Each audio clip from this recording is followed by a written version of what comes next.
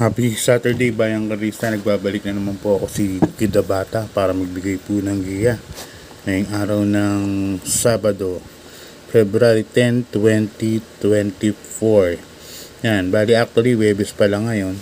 Bukas pa yung Friday races. Kaya lang, meron na po tayong kopya, no? At nagpulahan na nga. Meron po tayong 8 races para Sabado.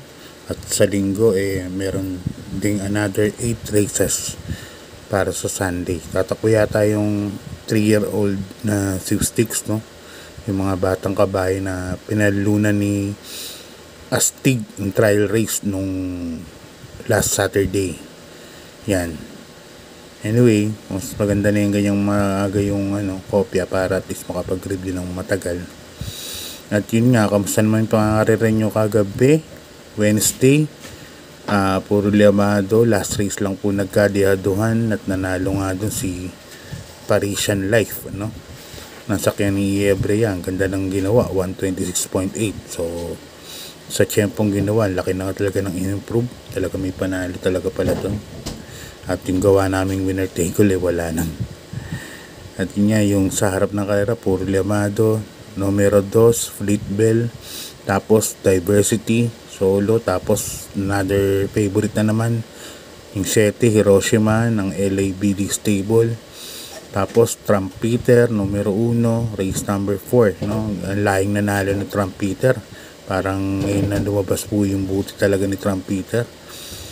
Tapos race number 5, another number 1 na naman si Maki Boy. Yan, napapagmayari ng 3BM Builders, no, Labos Ivan. At nagbigay nga yung peak 5 ng 337 pesos sa isang ticket. So kung times ka, parang times 18 na rin yung yung buo na mo doon kung straight yung taya mo. Tapos winner take all sa likod, lamado na ulit Sirsha, tapos Yabadabadur, at yung last race nga na nagkadiaduan si Parisian Life na nagbigay pa ng winner take all ng 4,000 plus, no? Yun lang ang lihado actually. Yabadabadur, limado rin. At marami talagang paningkil dun sa karera na yun. Bawi na lang ulit sa susunod, baka lihado. Okay, start ng karera natin ngayong araw ng Sabado, alas 3 ng hapon. Rating base class 5 points split, mga placers po ito, yung mga bagong babang grupo. Dito may 6 runners po tayo. At nakita ko nga yung Lone Imported, Lone Gray na numero 3, Happy Maggie, nakababa na pala ng grupo, no? At balik na naman sa 5. At asahan natin, lamang na lamang po ito sakay ni Jeff Tagulaw Sarate. Yan, nagbabalik na rin si super idol na si JTZ sa pananakay.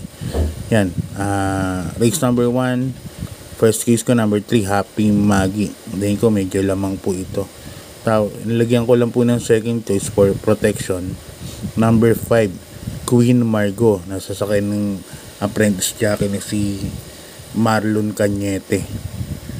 Yan, pero ko baka masolo ko na po ito sa pick 5, yung number 3, Happy Maggie. Kaya dito sa race number 1, Happy Maggie, medyo lamang sa akin.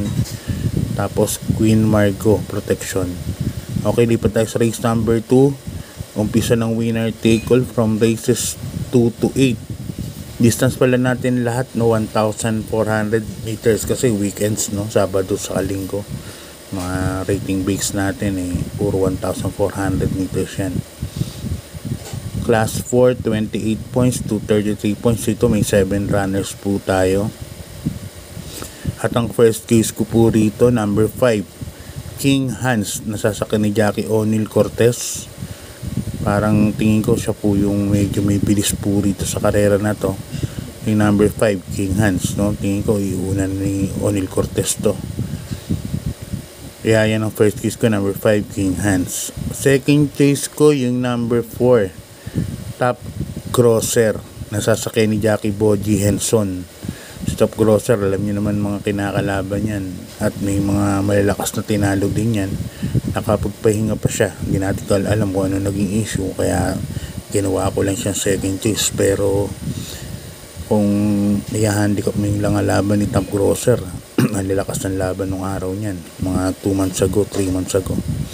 Kaya yan ang second choice ko, number 4, Top Grosser. Kaya dito sa race number 2, dalawa pili ko, number 5, King Hans, at saka number 4, Top Grosser. Okay, lipat na po tayo sa race number 3, Bayang Karista, Class 5, 11 points to 15 points, split group. Dito may 7 runners tayo. So, ang pili ko dito as first choice, yung puting kabayo uli. Number 3, Isla Puting Bato. Nasasakyan ni Jackie Ace Aguila, yung kabayo ni Boss Mike Lopez. Bagay na bagay sa kanya yung 1400 meters na to. Yung distansya niya na 1,400 meters, bagay na bagay po. Fit na fit kay Isla Puting Bato.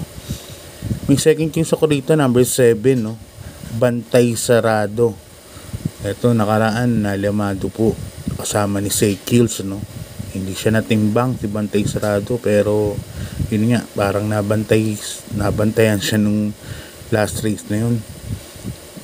Walang madaanan po yung bata, si Marlon Cañete nung time na yun, kaya hindi po nakarimate. Pero kung sa tempo lang, no, yung ginawa niyang tempo ng mga nakaraan, 127, banlaban po itong kabayan na to.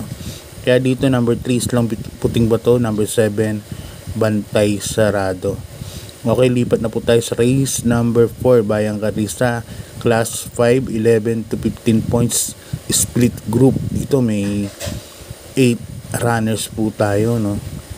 Yan, may 8 kabayo po tayo rito para sa race number 4. First case ko, yung hugandong nakaraan, no. Number 5, Captain Det. Sasakyan ni Jackie Lester at Jesus. Tingin ko kaya pa pong umulit niyan. Nakita nyo na panalo niya kay Aliana. Sukat na sukat po ginawa ni Lester doon. Hindi binigyan. Nanalo lang ng kalahating ulo o ganguso. Galing tumansya nito si Lester Jesus dun sa kabahay na yun, Captain Det. At parang punong-puno pa na dumating ng meta. Yan ang first case dyan. Tingin ko kaya pang i-improve yung tempo nun, malamang, kasi dahil sa pagkakadala ng Lester Jesus, hindi man lang niya ginamitan ng pamalo yung kabahay niya. Second case ko, number 7, Angry Maxine, sa ni Jackie Jeff Sarate. Si Angry Maxine, alam naman natin, di bandera, pwede rin pong parimatihin niya. Yan ang protection ko dyan. Okay, Bayang Karista, lipat na po tayo sa race number 5. Dito may 8 runners po tayo, Class 5, 6 points to 10 points split group. But 7 betting options lang tayo, kasi meron po tayong couple entry, number 1 double time at saka gold and silver. First case ko rito, number 4, Spoiled Brat, sa ni Jackie King Flores. Nakaraan, kwarto lang po ito nakaraan, pero malakas po yung nilabanan niya no last race, no. Kaya yan ang napipisil kong first case yan, Spoiled Brat. Pwede kagad sunod ni King Flores to Second choice ko yung number 1 at yung 1A na double time at saka gold and silver. Si double time, maganda po ngayon kondisyon nito ni double time. Mapapanood ko po itong kabahay na to, kabahay ni Boss Art Aquino. Medyo nasa kondisyon po itong kabahay na to. At tingin ko na panguha po yan ni double time. Bagay pa po sa kanyang distansya na 1,400 meters. Kaya dito sa race number 5, 4 and 1 ako, Spoiled Brat saka double time. Long shot ko yan, double time. Okay, lipat tayo sa race number 6, Bayang Karista. Another class 5, 5 points split. Yan, mga placers po ito, no? Mga bagong baba, saka yung mga natimbang na sa 5. Yan po, maglalaban-laban yan. Dito may 7 runners po tayo. At yun nga, Sky Lover. Alam naman si Sky Lover, nanalo po ito 6 points to 10 points. Nasa 10 points pa yata nung nanalo to. At yung kabahay na yan kayang gumawa ng 126 and a half, 127. Kahit sabihin natin lumaling pista niyan, pinakamasama na niya 1.28. Ang arang-angat na angat sa grupo po itong number 1, Sky Lover, no. kahit 128 na lang, worst time. Sa tingin ko, isa pa rin ang pinaka best time dito sa maglalaban-laban na to. Kaya medyo malayo, no? Kaya ako susuluhin ko na po ito, number 1, Sky Lover. Tsahan nyo rin na sa tingin ko, straight sa KT po itong kabahay na to. Parang lamang na lamang nga. Ang pamorkas ko rito, number 4, GCT, sasakyan ni Jackie Christian Elad Vincula, yung puting kabayo. Okay, lipat na tayo sa penultimate race, Bayang Karista, race number 7, class 5, 11 points, 15 points ulit, no? Split group, no? Dito may 8 runners po tayo.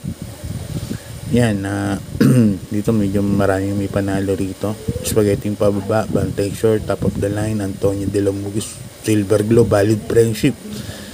Maganda na po ginagawa niyan. Maganda na po mga tinatakbo niyan. May panalo ang Real Fair, Mandatong. So lahat, itong binanggit ko yung 8 na yan, lahat ng entries may panalo po yan. Pero for tips purposes po, siyempre pipili ako ng first case ko. Ang first case ko, number 3, Top of the Line, at saka ni Alison Pabilig. Nakita niyo naman ng nanalakaraan yan, na hugando po yan, si Top of the Line.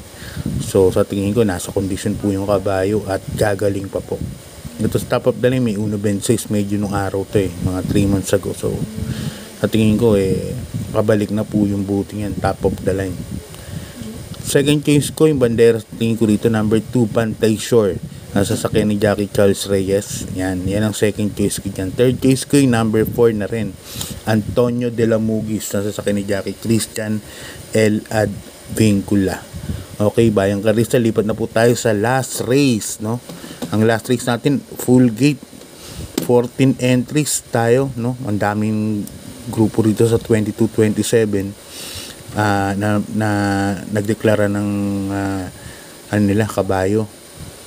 So dito may 12 runners lang pala. Sorry, nagkamali ng tingin. Sorry po. Yan, 12 runners tayo rito. Class 4, 22 points to 27 points.